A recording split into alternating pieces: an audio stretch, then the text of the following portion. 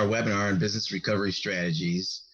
My name is Sam Eisenbeiser. I am the Economic Development Specialist for the town of Groton. I'm pleased to welcome you on behalf of the Town of Groton Economic Development Commission. We expect this hopefully to be the first in an ongoing series of webinars to support the Groton business community. And in fact, we're always looking for specific topics that are of interest to the business community. If you have a particular idea of something you'd like us to cover in the future on a future session, please let us know. You can always reach us at through our webpage at www.exploremoregroton.com. As we get started, I'd like to invite all the attendees to use the Q&A button in their Zoom window to submit questions or comments as we proceed through the presentation, and we'll try to address these as we go or at the end. Now I'd like to introduce today's presenters, Maria Miranda and Diane Brown from Miranda Creative. Miranda Creative is a marketing consulting firm specializing in digital marketing and brand management. They are based in Norwich and have been in business for more than 30 years. And they've also gained particular insights working closely with their business clients as the impacts of the epidemic have unfolded. Maria and Diane, thanks for being here today, and please get us started. We're absolutely honored to be here. Absolutely honored to be here. And we thank you very much for the invitation and an opportunity to share with your community some vital insights right now, especially right now as we go through some pretty dramatic changes in how business operates. With your permission, I'm going to go ahead and start sharing my screen. Good? Please do. Great, thanks. So here we go. Okay, so the first bit of housekeeping, everybody seeing this okay? You should be seeing the bounce graphic happening on the screen. Yep, so good, let's cover a couple of quick housekeeping points about what we're looking to do today. As we like to say to our clients and friends, you have enough going on, relax, we've got this. You won't need to take any notes. As you know, this presentation is being recorded and will be available and shared later today in a variety of formats, including, I understand, the YouTube channel for the Town of Groton, which is outstanding. As was shared, I am Maria Miranda. I'm the principal and creative director at Miranda Creative. And my wingman today is my colleague and friend, Diane Brown. She is going to be monitoring the Q&A section of the Zoom tools. If you have any questions, she'll be keeping an eye on that. And we'll be taking regular breaks to ask if you have any questions. One aspect that's a little vulnerable for me when it comes to these presentations, and I can't actually see the individuals who are here with us. So please feel free to use the chat or the Q&A function to let me know how you're doing. If there's anything I can do to make your experience even better. We're going to be probably no more than 45 minutes, depending on the number of questions that we get, but we look to be efficient in this because we know how busy everyone is. So moving on from there, real quick. For those of us who are new to our talks, a little brief introduction about us. We're a full-service brand management agency. We're based out of southeastern Connecticut, but we have co-working sites throughout the state. We consider ourselves right-sized. We're about 16 individuals who are a mix of graphic designers, web developers, social and digital media talents, mavens as we call them, and administrators. We produce compelling messaging in both new and traditional media. The mix is still very much necessary, and we have had some of the best brands come through our doorway. You might know our work for the Connecticut Art and the Wine Trail. We did a campaign for Sea Mystic this past season. Bishop's Orchard, the Dinosaur Place, and Old Mystic Village has been friends and clients of Miranda Creative. Okay. So what's up with the bounce? Why are we calling it the overall bounce? This presentation follows a dialogue and conversation we had with our community back in April, when we were looking at getting everyone used to the concept of an immediate pivot. We were watching Governor Lamont issue executive orders, one after another, about 18 or 20 of them, almost one or multiple ones per day. And by the moment, things were changing. And we were having conversations and advisory to our clients about what they needed to be doing through social media messaging, changing their Google information. And one by one, we were witnessing the feelings that were coming in regards to having to close, hopefully temporarily for many, but some, it was frightening times for potentially permanently closing or missing the entire season that was an opportunity for them. And as this was going on, I found myself looking to my bookshelf to say, what have I read? What information can I find to help businesses understand what is happening? And I realized that what was going on was a combination of both empathy and technology. And that the book that came to mind for me for the feelings that I was witnessing in both consumers and businesses was an unexpected resource, the book by the famous Kubler-Ross about the 5 stages of grief, because I was witnessing a series of steps that people were taking and feeling that you might be surprised to see this emotional aspect and context for business. Those not familiar with the 5 stages of grief, they include denial, anger, bargaining, depression, and acceptance. So for example, on the denial, we were saying to ourselves, are you serious? The flu kills more people every day. Don't buy into the hype. We're going to be back to business as usual. There's still a sign on the door here at Miranda Creative saying that we're going to be working remotely for 2 weeks, dated back on March 16th. Right? It was absolute denial about how serious things were, or what we knew was leading for us to maybe think it wasn't going to be that serious. When we became aware, we started heading into anger. Why aren't we prepared? This is going to cost millions. Who's going to pay for this? That was the energy that we were experiencing as we were entering into this process. And then we stepped into bargaining, right? It's only going to be temporary. It only impacts the frail and elderly. We're going to be back into our life in a few weeks. We'll find a way to make things happen. And then when it became a longer period of time, and we started projecting as to what was going to be happening, we hit sadness, depression. People didn't even know what they were experiencing this stage as element of grief. They were not quite understanding what was going on. No prom, no more schools. People are out of jobs. Millions are dying. What's happening? And then we began to understand, whether it was through the resources being pushed out every moment by our partners, like economic development partners or Small Business Administration or DECD, that this is going to be a while. But there are resources to support us. There will be options. And people began to say, this is bigger than me. How can I help? What do we need to move forward? This is when we started seeing people making masks for each other, doing drive-by parties. Here at Miranda Creative, we have a sidecar, a motorcycle and sidecar. It's called the Ural. And we have a 7-foot teddy bear that we will stuff in the sidecar of the Ural. And we will join the parades and birthday celebrations going on for young people. Okay. At the moment, however, we might also be back to the denial phase, that this can't necessarily be happening. Lyme schools recently announced that they are not going to be opening for the fall. Other schools are indicating their changes. The University of Connecticut has outlined their plans, which basically includes students coming back early in August, being on campus for 3 months, not going to large classroom environments, learning in the dorms. Smaller classrooms are happening, but after Thanksgiving break, the kids are not going to be returning back to their college campuses.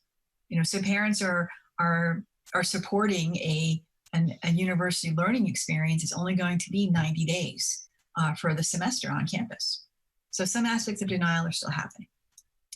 So let's go back to the bounce for a moment and where we are right now. A bounce is what happens in experience of sudden and significant change. It's the game plan a business needs in order to survive the post-COVID world. It's the momentum of decisions needed to communicate effectively and how to lean into the shifting economy. For us, it's going to be an acronym we're going to walk through, VOUNCE, that we'll be explaining in a moment. And it's a vision of economic recovery. So let's talk about what that vision of economic recovery is. There are 3 or 4 options or visions or shapes that recovery can take.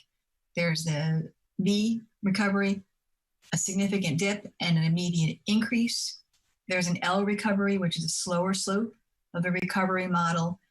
And there's something more like the U shape, which I think we're witnessing right now, where there will be fits and starts as we move through. There'll be some aspects of the economy that are recovering faster. Some of my clients in the garden centers and home improvement industries, for example, they can't keep mulch in the bins. Individuals are spending more time at home, and they have increased their market more readily. However, on the tourism side, the hotel industries, accommodations, they're struggling a lot more, and they're just beginning to come back online. So this is more very likely the shape that we're going to be seeing. And also as we look at some aspects of what's happening with viral loads. There was a recent article in Time this past week about, Americans may be done with COVID, but COVID's not done with America. There are aspects very much here in New England where the trends are positive and consumer confidence is stronger, but other states are having mixed reactions, sometimes very serious negative reactions to recovery. And that will all impact this aspect of the model. What are some aspects that are going to be regarding your personal bounce experience? Your geographic location. I loved when Governor Lamont a few weeks ago said that this is a great time to be in Eastern Connecticut. Those of us who are here always feel it's a great time to be in Eastern Connecticut, but we have a much lower viral load and a much better chance of recovery than those aspects of Fairfield County are closer to the New York borders where consumer confidence is less. Depends upon your industry, the viral load and viral risk, as I mentioned. There's a very big difference for dinner for two versus 2 hours in a meeting, right? Based on what's happening within the experiences.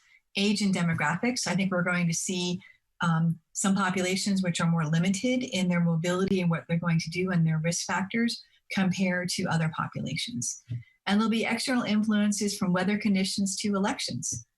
Just because something is open, if it's opened on, for example, the outdoor dining model that was recently happening, if there wasn't options for that restaurant to have shelter in rainy conditions, being open for outdoor dining didn't have an impact.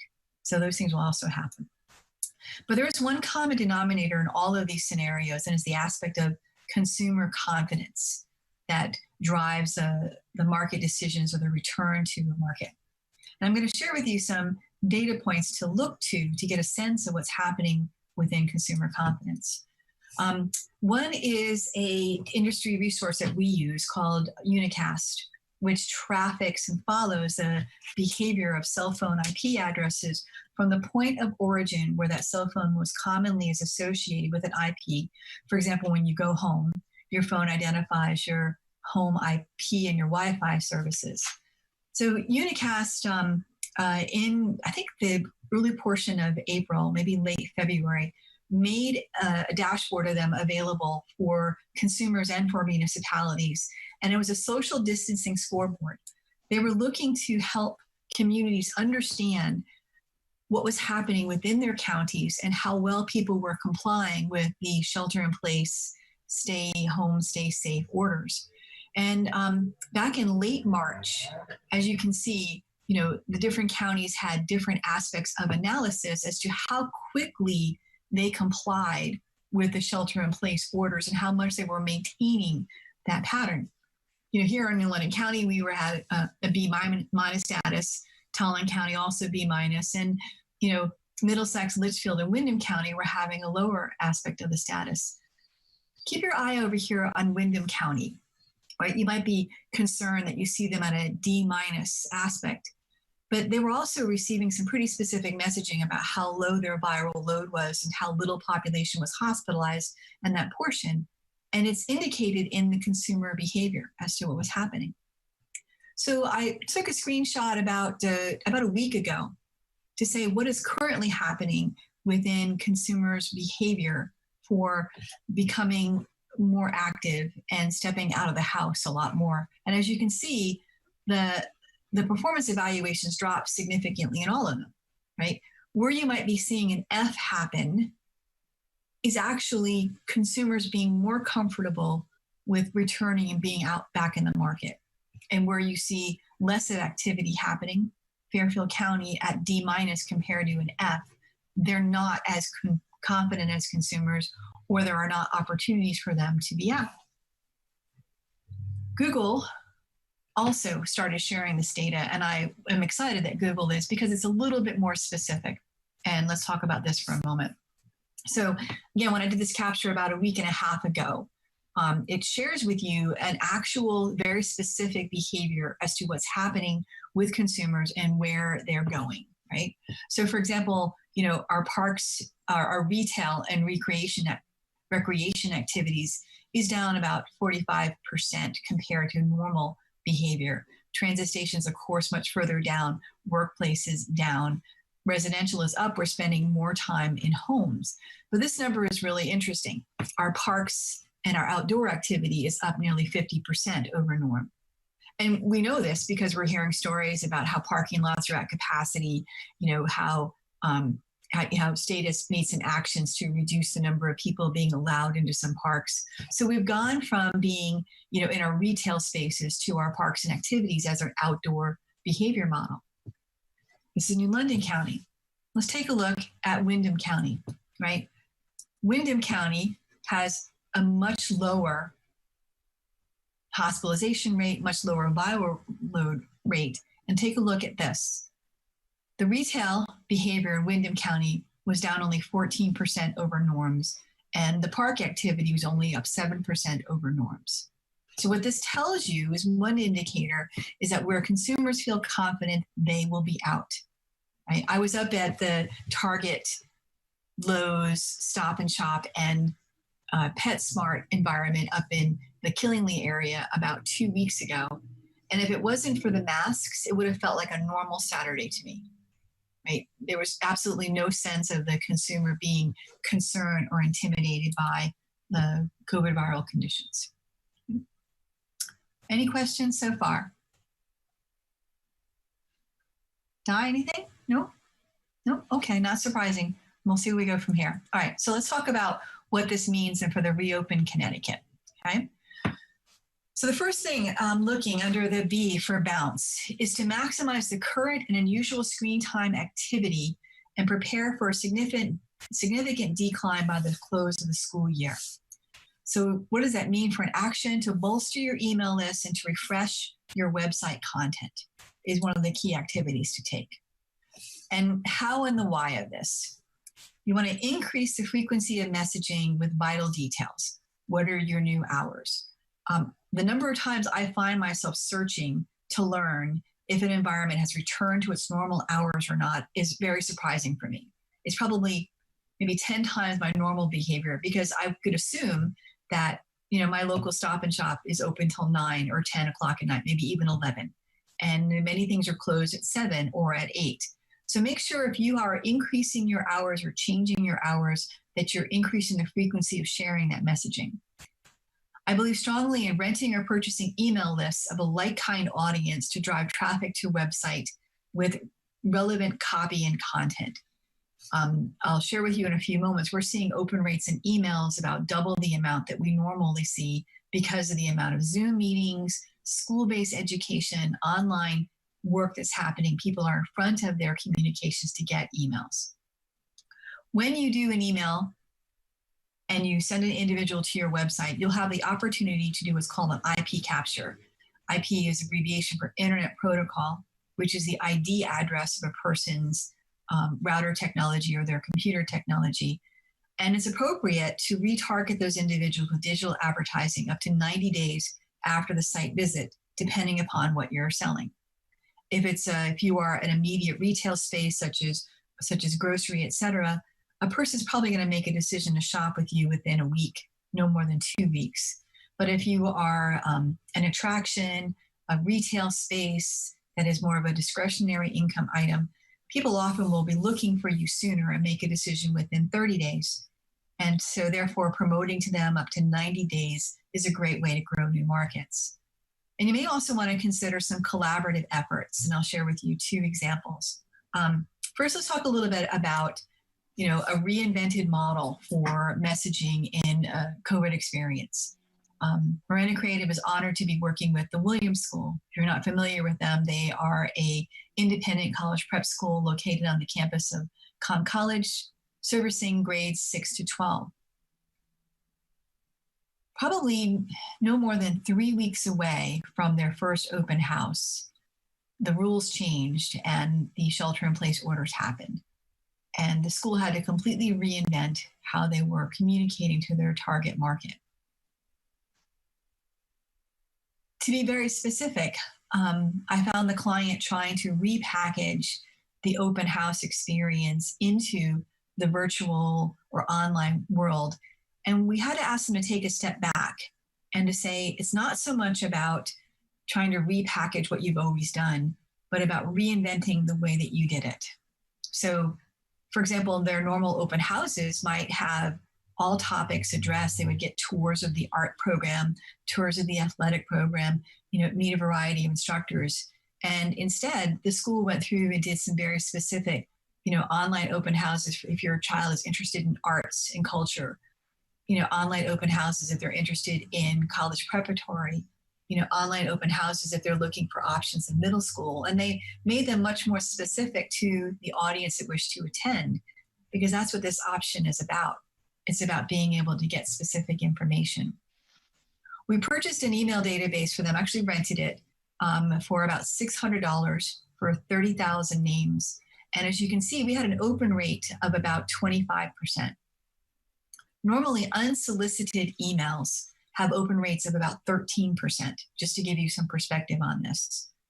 This is a population that maybe had never heard of their brand before, maybe hadn't even been considering a private school experience, and yet those individuals, 25% of them, so about 7,500 individuals, allowed the email to open, which means all the graphics downloaded, the highlights of that, and 669 actually clicked through and went to the website, right? So basically that means about $1 per conversion to get a person to actually go visit the website, learn more about the school, and allowed us to capture the IP addresses to retarget them. We're seeing some excellent conversion of new students to this. I think we've had more than 8 new students come forward as a result of this email, which at a very modest investment of $600 has proven to be highly effective.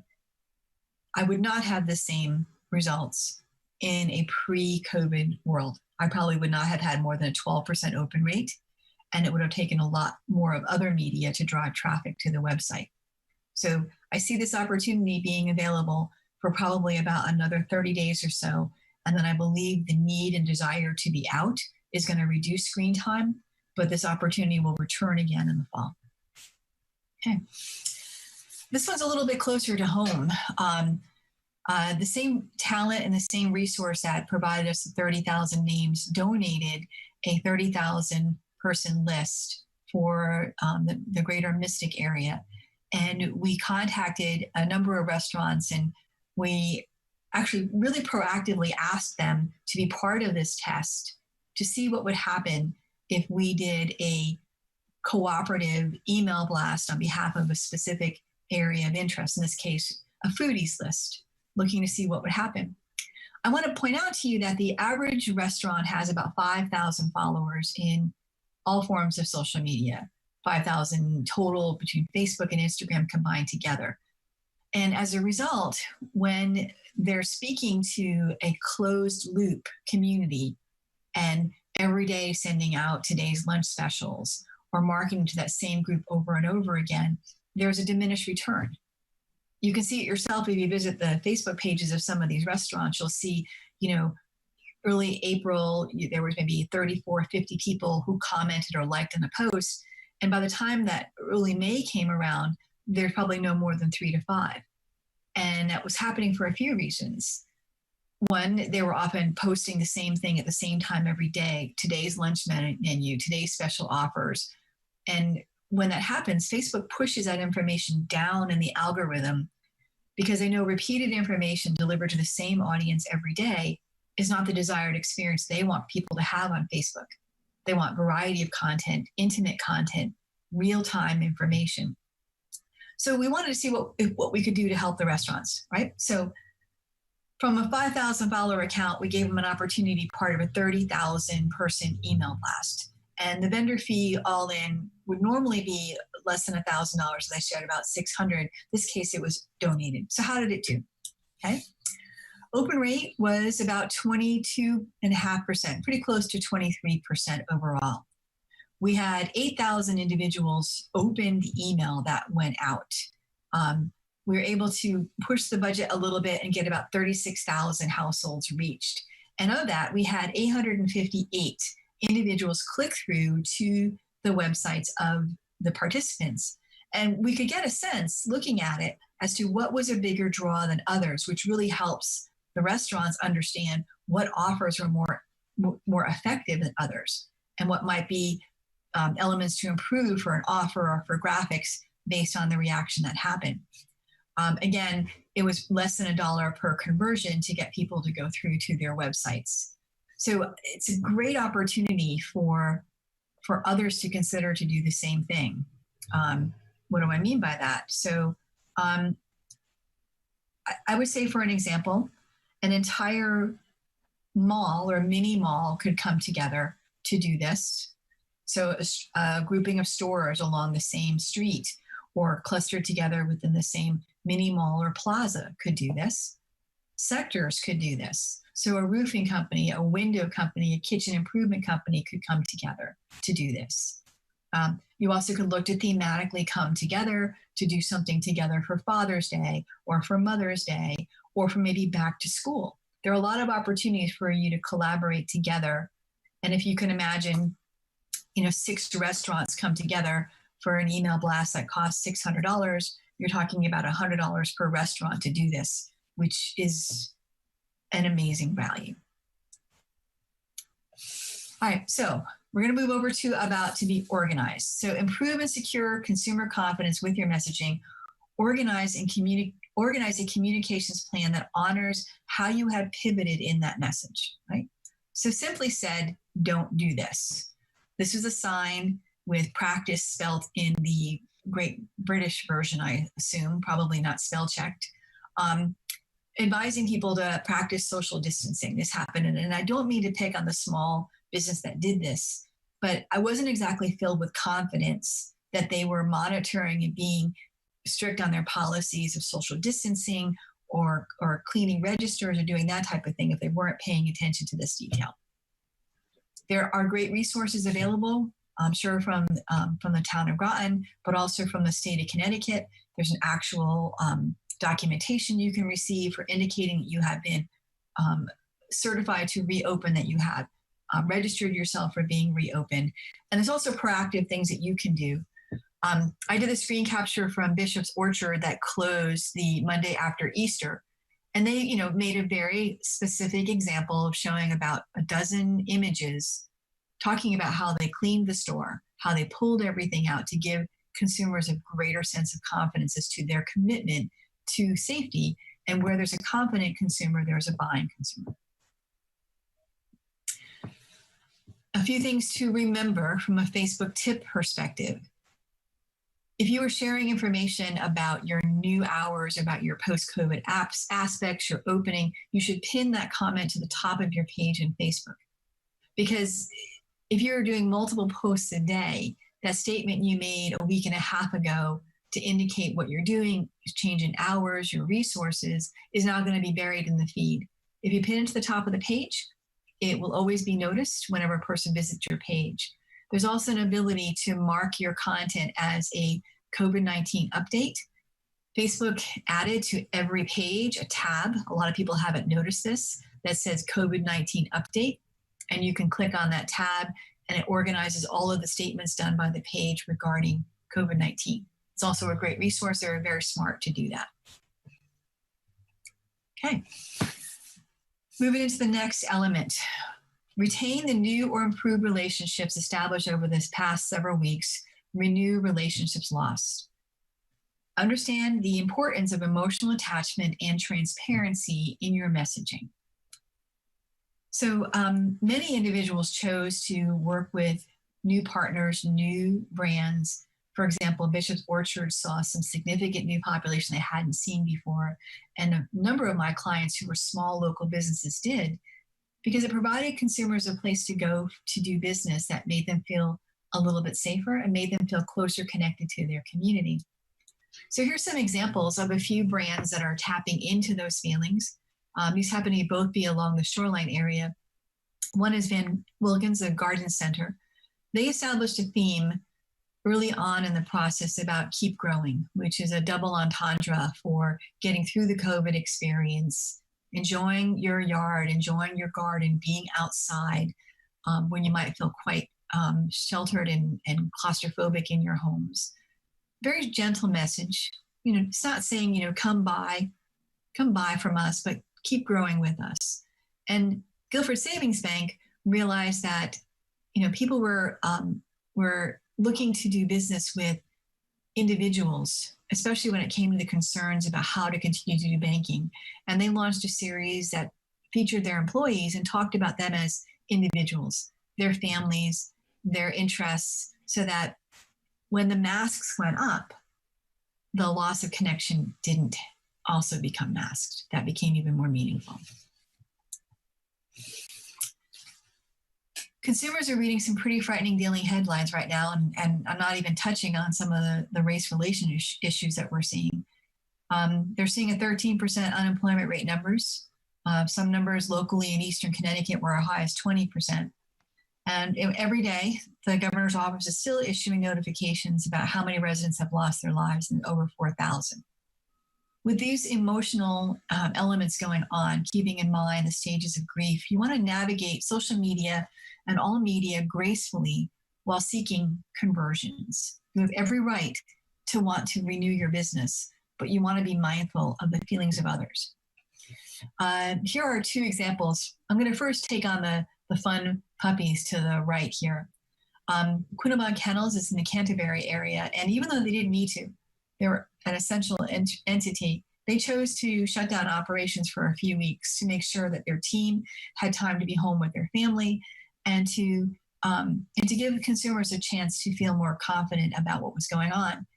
During that shutdown period, they went and they purchased 7 puppies from qualified breeders and shared images of what was happening with those puppies during this most upsetting and emotional time. They were called QK7 ARFs, and we joked about how every one of them was named Happy, Happy, Happy, Happy, Happy. And people were able to tune in every day to see their training. And there was one very, very funny video that shows one puppy completely climbing the gate and jumping over, being the most aggressive and outgoing of the pack. And, if you're looking for a hunting dog that has a strong will and strong ability, clearly that was the top of the list for people. All 7 of these dogs now have homes, and they have great lives ahead of them. And it was a wonderful way to spend those 2 weeks. And it also gave the staff focus. It gave everybody a chance to think about joy. One of the brands we also work with is Parkville Market, which is Connecticut's first food hall that opened in the middle of all of this, which is amazing. And they decided to turn their messaging outwards while they were opening, talking about supporting small businesses in the community, which is ultimately what it's all about. Okay. So let's talk about this for a moment. I hear the new normal as a phrase is being applied all of the time. And in all honesty, there's absolutely nothing normal, about this experience. The other day I found myself, looking to match my latest accessory with the outfit that I'm wearing, and I said, there's nothing normal about this, but there is an opportunity for a reimagined future. Sharing 2 things with you. One on the left here is just from a few days ago, and this is the class of 2020 graduating from the high school in my hometown, Norwich Free Academy. 600 students graduating from the academy this past week.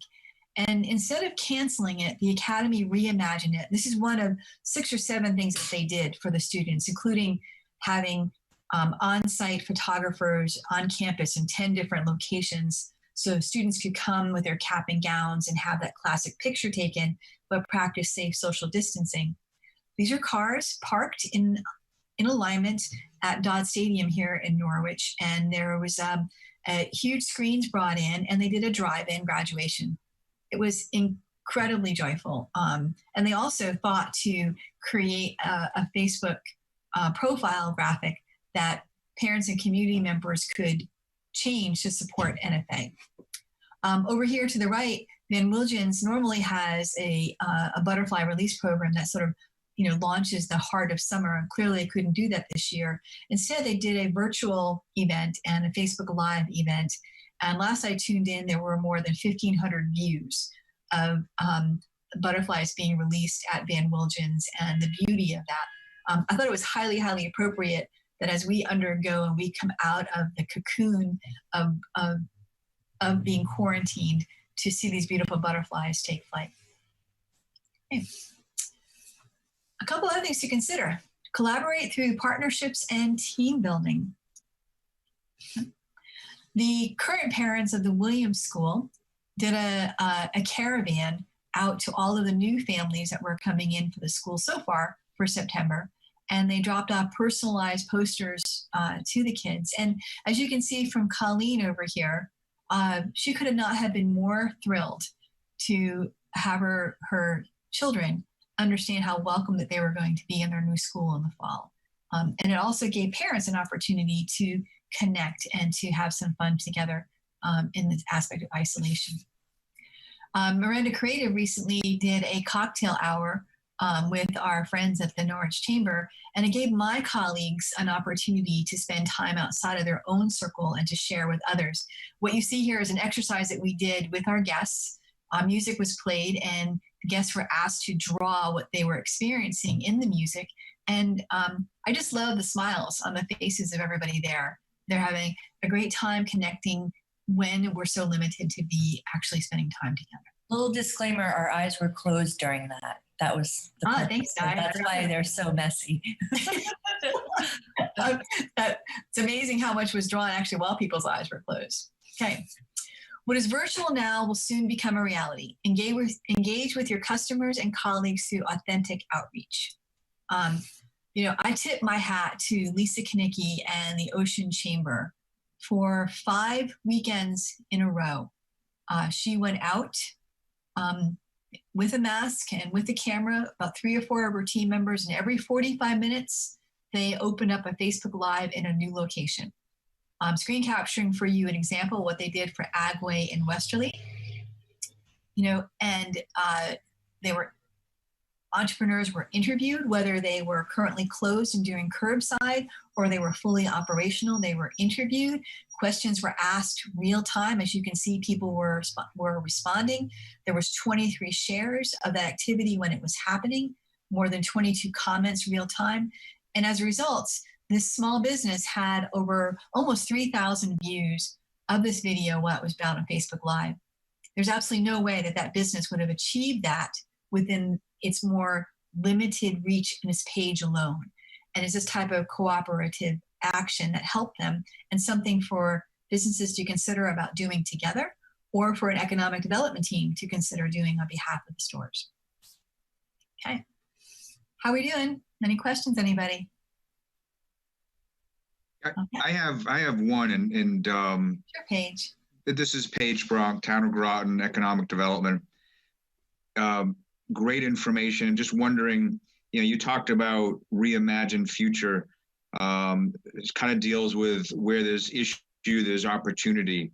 How might someone convert what is perceived to be a risk into an opportunity? It seems like we have put this marketplace on a fast track in converting and changing things. How does someone get over fear as a small business owner and actually take that leap into the unknown? So, Paige, are you talking about the fear of new media or the fear of what the consumer is experiencing, or both? Maybe both. Maybe for some businesses, the way they've done things for a long time may not be the way of the future, and they're not sure what the path is. And how do you overcome that fear of the unknown and maybe take that leap to the next level with media, but also their business platform? A very open-ended question. You've been talking about it, but it's somewhat of an emotional challenge for a business. So I actually had, one thing that made me think about those stages of grief is because I witnessed, some clients immediately lean in and get to that point of change. And I watched others linger for an entire month and not address any change. And that was really very much a personal experience about where they were on the shock of those type of things. And a few things I would say is, the best way to overcome any sort of fear is through education and understanding. Right? We're most fearful of what we don't understand. And if they have an aspect of fear or hesitancy, they should reach out to people that they trust. They should speak to you, for the town of Groton, their chamber partners, other individuals they've always trusted, to be able to get a sense of exactly what's right for them or how to overcome where their obstacles are. Those environments that embraced the curbside process, the Facebook Live process, basically instantaneously becoming a small version of home shopping network, got through those weeks and kept their brand in front of people. They may not have made anywhere near the same level they would have had for normal retail operations, but at a minimum, they kept their brand live and active on Facebook. And the recall process wasn't a cold start. It wasn't about like going to a car that hadn't been running. There was some sense of awareness, and they were able to engage and happen faster and recover faster. That's one thing. Where there's fear, ask for advice, talk to people that you trust. Where there's consumer fear, this is not something that's new to marketing, right? Tires are not sold on the aspect of exactly how thick the rubber is or exactly how it's manufactured. Tires are sold based on the fear of what could happen to your car if you don't have the right tires, right? Sometimes education is not sold on the idea of the quality of the education, but the fear of what could happen to the future of your child if you don't invest in them now. Fear is not a new thing. And when it comes to a marketing component, it shouldn't be used or abused, but it's something to be aware of. So, if consumers are afraid of going into large stores, right, or to being in environments they're older, if they're afraid of being out and being exposed, there are opportunities to help them address their fears and create a market for yourself. When Bishop's Orchard created a contactless curbside process where people didn't even have to get out of their cars. They only opened the hatchback or opened the trunk, and the food was placed in there, and the elderly were able to shop without any contact. The post that happened on Facebook for gratitude was amazing, not only from the seniors themselves, but from their adult children outside the area that they knew their parents were taking care of. So if you can answer a person's fear without taking advantage of that fear and make them feel safer and address their needs, they won't forget you. They actually will remember. Maya Angelou, the poet, talks about how people won't remember what you've done, but they will remember how you made them feel. That help answer your question, Paige? It did. Thank you. Sure. Okay. All right. Let's move into the home stretch here. Okay. So I've done a key takeaway of 10 things for getting ready for the bounce. And this summation is probably a really handy thing to print out and keep near your computers or your desktop to remind you of what to do over the next few months. Okay, so number one, upgrade all critical information. Make sure your Facebook page, your Google listing, your website, and to use the pin in Facebook or COVID updates to make sure that people can find critical information. I've never ceased to be amazed that I find one set of hours on Google business listings, another set of hours on the Facebook page, and yet a third set of hours on a website for businesses. It's so difficult to forget what it's like to be a consumer coming to you that you think it's obvious and it isn't. So make sure that information is accurate everywhere. While screen time is still high, as I mentioned, I would increase emails, consider purchase or renting of an email list, and be sure to put a pixel on your site first. If you're not familiar with that term, it is sometimes called a cookie, but it's actually appropriately called a pixel, and it's a tool that captures the IP address. I often think about it as a turnstile. The person's crossing a turnstile of your website, you get their IP address, and you can reach them later on. We've all experienced this. We've done a search for something, dog food, black high heel shoes, whatever it is, and within a few moments, you start seeing the ads appearing for you, what you just seen, what you just looked at. Okay. Great time to recruit for growth. Many skilled talents that don't want to work in major metro areas are going to be available. Paige, you mentioned, where there's an opportunity happens also often in a place of crisis. This unemployment ratio and people not wanting to return to Fairfield County or other areas does offer some great skill sets. Miranda Creative has hired 2 individuals over the last 60 days that we probably would not normally be interested in working in Eastern Connecticut, and they absolutely are. Also, the level of immediate adoption and acceptance of remote working has changed as a result of doing, I don't know about you guys, I do about 6 Zoom meetings a day. As a result of that, all of the barriers about remote working have quickly collapsed, and offers the opportunity for looking at talents from well outside the geographic area. My tip number 4 is to make friends with realtors and board of realtors. There are lots of new arrivals in Connecticut, according to an article from the New York Times, which I'll share in just for a moment. Individuals whose IP addresses of their phones is normally rooted to an IP solution for New York can be geo-positioned and targeted. My friends who live on Groton Long Point and along the water spoke to me about how they saw lights on in March and April when they normally don't see lights on those houses until sometimes May or throughout the summer. I think, let's see the article here. Yes. This is an article from the New Yorker. It talks about how a large portion of New Yorkers left their homes, left their Manhattan addresses, somewhere around the about 8% of the population. And as you can see, where they relocated to, this is Connecticut, and right over here is Eastern Connecticut. They came up our way, and you can identify them. The realtors are a great resource for being able to provide brochures and information to as they put together those kits for those new arrivals. I'm a big advocate of doing that. We're doing a lot of this right now. It's time to update your photo and image collection with safety collection. So, pictures of your team wearing masks. We're doing a lot of photography that shows individuals at a safe social distance, but a mask nearby, right? It might be hanging on their neck because it's kind of hard to tell who's smiling behind the masks. If you're in the service industry, you absolutely need to make sure that you have inventory of images that show people with gloves on, etc. I made the mistake once of using an image from last year of showing people scooping ice cream with no gloves on. The reaction on Facebook about safety protocols was overwhelming. So make sure you get your images current. We talked about this already. Okay. So point 6, please make sure you maximized all free listings. And I normally make everybody raise their right hand and repeat after me, but I won't do this to you guys from Groton. Please don't overlook ctvisit.com. It's often overlooked as a place.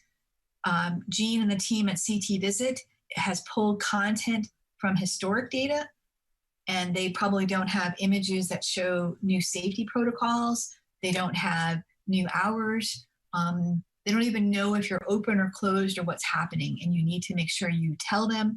Otherwise, every person who's coming to Connecticut through CT Visit will not have accurate information, and that's a lot of people. Strength in numbers. Turn to Ocean Chambers. Then think about the Mystic Restaurant email. Collaboration shares the cost and the stress. Build confidence by honoring and conveying efforts at creating a safe experience and a reminder to pin that information. And get creative. Consider new revenue streams and options. So let's first talk about creative. This is a very common graphic making its way around social media right now. This is a restaurant in Amsterdam. And everyone talks about how difficult this would be to make those custom greenhouses along the water. And I love to point out to them this little restaurant, a little Greek restaurant in Massachusetts, who went and bought these geodomes, and you can get them from walmart.com, believe it or not. They're often most commonly used for Christmas time for people's lawn decorations to create outside snow globes, right? Not a lot of money. And this is how they created micro dining experiences for families and for others that allowed for solutions that did not require a large tent or other things that they may not have been able to do in their small spaces. So get creative. Two examples. On the right here is in New Hampshire. They did their high school graduation on a ski lift. The kids came in their caps and gowns. They went up to the top of the ski lift. They got their diploma from their principal, and they came back down the ski lift, and the entire thing was filmed and recorded. Absolutely hysterical and so much fun, all being outdoors in the fresh air, all being safe social distancing. And over here to the left is our local radio personality, Franco, who did an online comedy hour to raise money for TVCCA Meals on Wheels for seniors. And I want you to note that he raised close to $10,000 for 1 hour of comedy. I want to offer you that perspective. No, normally this time of year, Meals on Wheels does an event called Carnivale at Ocean Beach or other venues. It takes months of planning. They have to pay rental for a facility. They have to bring in caterers. They have music that happens. They probably walk away with a net of about $4,000 at that event. And they're happy with that because there was connectivity to the community, et cetera. But in a Reimagine world, they chose to do in a different direction, provided an outlet for people who wanted to have some laughs, and they raised double the amount with none of the expenses. Okay. So sometimes Reimagine can work out. Speaking of working out, one of the things I was happiest to see was Jeff Anderson at Kelly's Pace, March 31st, right, in the middle of some of the most demanding times that businesses were facing. He made sure he launched an online presence, right, to be able to sell his sports equipment. And he did so very, very quickly. And people were so excited. They were excited to be able to support him. And he designed an online, a safe curbside pickup option, contactless, right below the statue of Kelly outside his store. And on May 19th, just a few days ago, actually about 30 days ago now, Facebook introduced Facebook Shops, where you could do an online store through your Facebook page. Sometimes the concept of e-commerce, Shopify can be a bit overwhelming. Paige, you mentioned the idea of fear, right? Facebook basically created some very simple resources that made it possible for stores and retail operations to do online sales through their Facebook page, which is a much lower threshold to begin the experience if you want to try in that direction. Okay. And number 10, I want to talk a little bit about this, about putting the mask on yourself first. And it's the other mask. So when all this was going on, those of you who don't know me, I have an amazing mom. She's 94 years old, and she joyfully lives with my sister in Kingston, Rhode Island. And at 94, she has seen a lot. And as I was getting a bit stressed and overwhelmed myself, guys, writing message after message and helping my clients go through this experience, I called her and said, does she have any advice for me from her nearly century of experience? And without hesitating, she said to me, put the mask on yourself first. And what she was referencing was a very classic line for any airline travel, where that before you could take care of others, you had to take care of yourself first. And so for all of my entrepreneur friends, and even my friends in economic development who are watching this, it's important that you take care of yourself first so that you are in a good place to be able to help others, right? That's the basics. You make sure that you're getting sleep at this time where insomnia is really common. Make sure you're taking some time away from your screens and your everyday demands so that you're getting some outdoor and some fresh air activity, and that you're exercising and you're eating right so that you are in a good place physically and mentally to be able to take on challenges, right? So pretty much that was the sprint, and what's ahead of us is the marathon, right? As I mentioned, there's a lot of mixed messages going on for what we're going to expect over the next few months and through the close of the year. We're hearing some surprisingly good information regarding a vaccine, but even in the best case scenarios for production of the product, if it comes online in January, we're probably not looking for distribution across the U.S. until probably the close of the year. So what we have going on is going to be a marathon. It's going to be consumer confidence, consumer fear.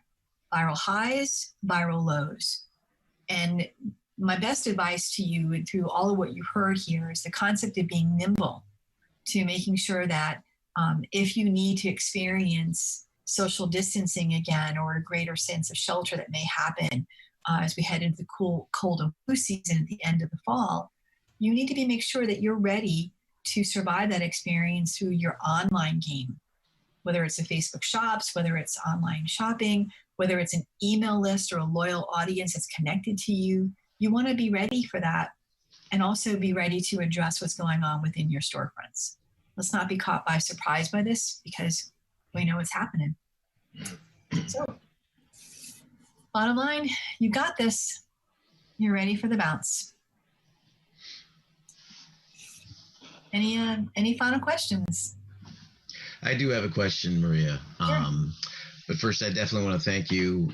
That was excellent content, very actionable, and very great concrete examples. So I really appreciate the detail. My question has to do with, can you talk a little bit about understanding customer demographics? Can you mention one way that a business would go about getting insight into those demographics, possibly how they may have shifted, and what they might do with that information if they were able to get a hold on it? Sure. So, when a client comes to us for the first time, one of the initial things that we look to is look to their Google Analytics, right? And if they don't have Google Analytics, we, advise them to immediately install it. So those who are not familiar with it, Google Analytics is part of the Google package of resources available for businesses. It's free, and it's a code that you can have your web developer drop on your site, and it should populate every single page of your site, and that pretty much happens automatically. And that Google Analytics will tell you some significant data. It will tell you how many people are coming to your site, geographically where they're from. It will tell you, what are your most popular pages, how long that they're staying, and a number of data points that get you started in understanding what's happening. I am most effective if a client already has it on their site, and I can look back at a few months of activity, ideally a year, and we can see some sense of trends, right? There's an increase that happens seasonally, or there's a change that happens based on a number of factors. A few other places that are incredibly helpful to look at. There's insights available on your Facebook profile that tells you, Facebook will tell you a lot about who's currently on your page. It will tell you geographically where they're from. It'll tell you whether they're male or female. It will tell you ages, right? And it will also tell you what population is relating most to you, which is a really valuable tool for trying to then choose your media after that, right? Time for a little visualization, right? So when I began working in marketing 30 years ago, marketing was a lot like this collection of these pens in this little trailer cup I have here, right? Mass media, the daily paper, the daily radio. And if I was trying to reach someone who was going to buy tires, my best bet, the best I could do was to run an ad in the sports section to reach a male dominant population that was more likely to buy tires, right? That was my best, closest I could get to that behavior. Now, this is all fallen away. And media now is about the person, right? This person, I can follow, and I know what websites they visited, what social media that they follow, et cetera. And this data helps me make decisions about being able to retarget them or reach them. It also allows me to think about a clone of that market and look for more people of a like kind population. So Google Analytics tells me geographically where they're from. Facebook tells me even more. Facebook tells me what other brands they follow, how often they visit my pages. These two resources give me just about everything I need to isolate and choose who to market to and move forward from there. So those are the first two things I look at. Helpful?